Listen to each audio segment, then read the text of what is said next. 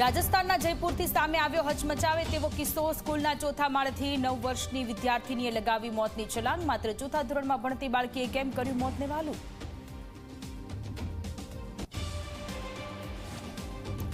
સુરેન્દ્રનગરથી સામે આવ્યો વાલીઓ માટે લાલબત્તી સમાન કિસ્સો। પિતાએ ઠપકો આપ્યો તો પુત્રએ પાકમાં છાંટવાની ઝેરી દવા પીને કર્યો આપઘાત। ધ્રાંગધ્રાના ગોપાલગઢમાં 18 વર્ષનો પુત્ર મોતને ભેટ્યો।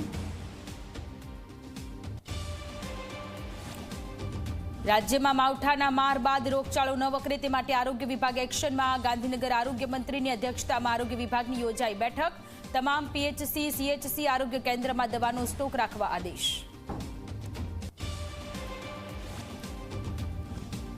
માવઠાએ રાજ્યભરના ખેડૂતોના હાલ કર્યા બેહાલ। ધોળકાના ભૂંભલી ગામમાં ડાંગરનો પાક થયો સંપૂર્ણ સાફ। ગામના ધરતીપુત્રોએ દેવું કરીને વાવેલો પાક નિષ્ફળ જતા સ્થિતિ બની વિકટ।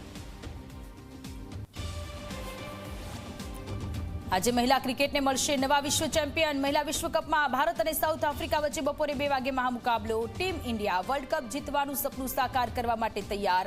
દેશની દીકરીઓ માટે દેશભરમાં પ્રાર્થના।